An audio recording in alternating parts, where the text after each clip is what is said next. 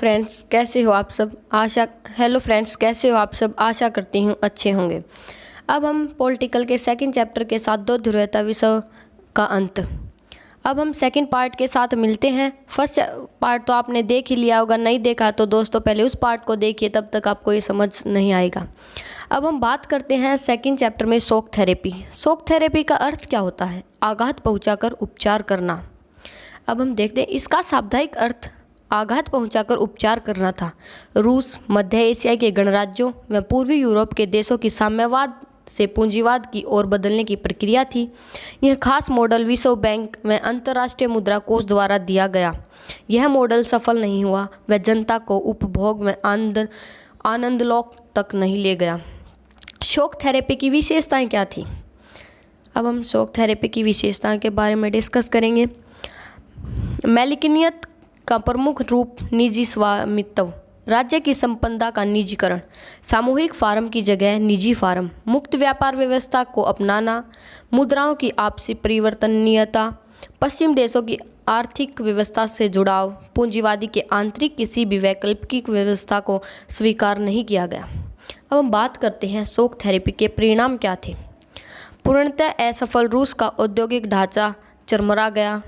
रूसी रूबल मुद्रा कोष में गिरावट, समाज कल्याण की पुरानी व्यवस्था नष्ट हो चुकी थी, आर्थिक असमानता बढ़ी, माफिया वर्ग का उदय हुआ, लोकतांत्रिक संस्थाओं का निर्माण प्राथमिकताओं के आधार पर नहीं, वित्तीय संस्थानों में इक्काम जैसे बैंक दिवालिया, इसे इतिहास के सबसे बड़ी गराज सेल कहा गया।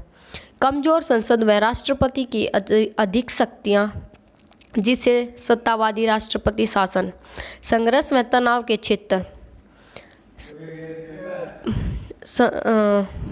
पूर्व सोवियत संघ के अधिकांश गणराज्य संघर्ष की आशंका वाले क्षेत्र हैं। इन देशों में बाहरी ताकतों की दखल अंदाजी के भी बढ़ी। रूस के दो गणराज्य चेचन्या और दागिस्तान, आप इसे अंडरलाइन कर लीजिए। आपसे पूछ रूस के कौन से दो गणराज्य हैं जो हिंसक अलगाववादी आंदोलन चले, कहाँ चले थे? चेचन्या और दागिस्तान में। चेकोस्लोवाकिया दो भागों चेक तथा स्लोवाकिया में बट गया। ये कौन कौन से दो भागों में बट गया, आप इसे अंडरलाइन कर लीजिए।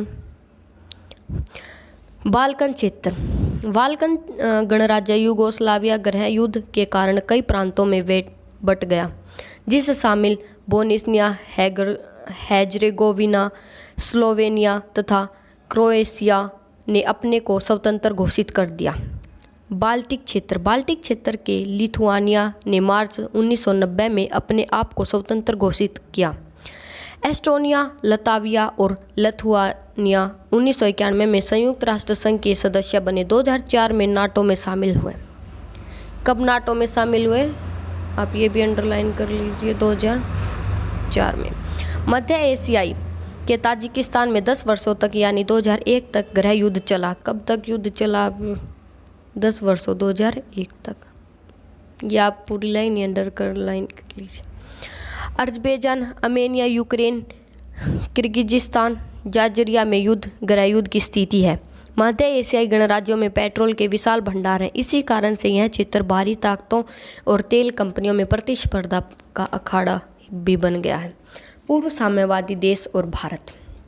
अब पूर्व साम्यवादी देशों के साथ भारत के संबंध अच्छे हैं, रूस के साथ विशेष रूप से प्रगाढ़ हैं।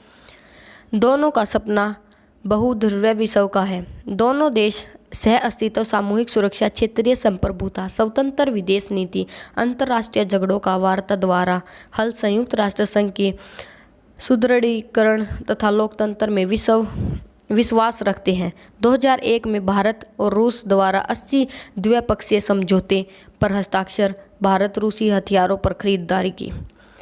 रूस से तेल का आयात किया। परमाणविक योजना तथा आंतरिक योजना में रूसी मदद। कजाकिस्तान तथा तुर्कमेनिस्तान के साथ ऊर्जा आयात बढ़ाने की कोशिश। गोवा में दिसंबर 2016 में हुए ब्रिक्स सम्मेलन में दौरान रूस भारत के बीच हुए 17वें वार्षिक सम्मेलन में भारत के प्रधानमंत्री नरेंद्र मोदी एवं रूस के राष्ट्रपति व्लादिमीर पुतिन के बीच रक्षा, परमाणु ऊर्जा, आंतरिक अभियान समेत आर्थिक संबंधों को बढ़ावा देने व उनके लक्ष्यों की प्राप्ति पर बल दिया। मिखाइल गोर्बाचेव की क्या नीतियाँ थी? अब हम उनकी नीतियों के बारे में कुछ डिस्कस करेंगे। मिखाइल गोर्बाचेव ने 1985 में सोवियत संघ की शासन व्यवस्था और अर्थव्यवस्था में सुधार के लिए निम्न 3 नीतियाँ अपनाई। वे नीतियाँ कौन कौन सी थी दोस्तों? देखिए, उस्कोरेनी त्वरण अर्थव्यवस्था की वृद्धि को गुणात्मक दृष्टि से नई अवस्था की ओर ले जाना। पेरेस्ट्रोइका पुनर्गठन, इसके द्वारा राजनीतिक, आर्थिक और प्रशासनिक सुधारों पर बल दिया गया। ग्लासनोस्त खुलापन, नागरिकों को यह अधिकार दिया गया कि सार्वजनिक विषयों के बारे में खुलकर विचार विमर्श करें। सोवियत संघ के प्रमुख नेता और उनका कार्यकाल। सोवियत संघ के प्रमुख नेता कौन थे और इनका कार्यकाल क्या था? व्लादिमीर लेनिन 1870 से 1924, रूस के बोल्शेविक कम्युनिस्ट पार्टी के संस्थापक 1917 से 1924। जोसेफ स्टालिन 1879 to 1953, लेनिन के उत्तराधिकारी 1924 to 1953। निकिता खुर्चेव 1894 to 1971, सोवियत संघ के राष्ट्रपति 1964 to 1982।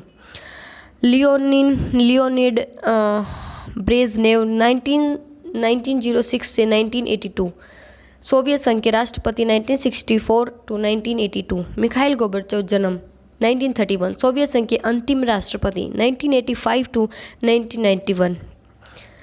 बोरिस येल्त्सिन जन्म 1931, सोवियत संघ के पहले निर्वाचित राष्ट्रपति 1991 to 1999।